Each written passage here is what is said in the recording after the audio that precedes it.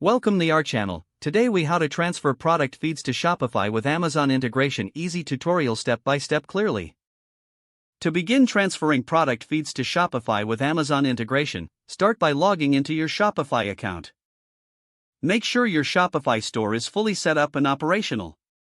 Next, navigate to the Shopify App Store. In the search bar, type Amazon integration to find suitable apps. Review the available apps and select one that meets your needs, such as Amazon by Codisto or Sell on Amazon. Click on the app to access its details and then click the Add App button. Follow the prompts to install the app on your Shopify store. Once the app is installed, open it from your Shopify dashboard. You will be prompted to connect your Amazon seller account. Enter your Amazon seller credentials and authorize the connection. Once connected, you will see options to manage product feeds. To begin transferring products, click on the Sync or Import option within the app. Select the products you wish to transfer from your Amazon account to Shopify. Review the product details to ensure accuracy in the descriptions and images. Make any necessary adjustments before finalizing the transfer. Once satisfied, initiate the import process by clicking the Import button. The app will now begin transferring your selected products to your Shopify store. You can check the progress of the transfer within the app interface.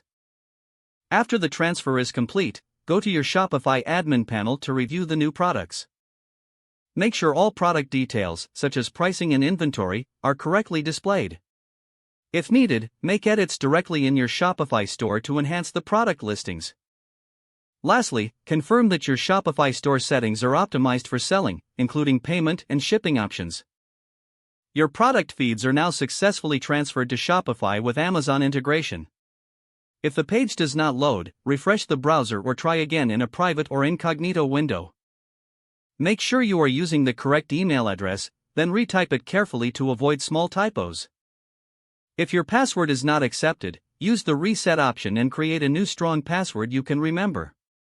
Check your spam folder for verification or security emails, then complete any requested confirmation steps.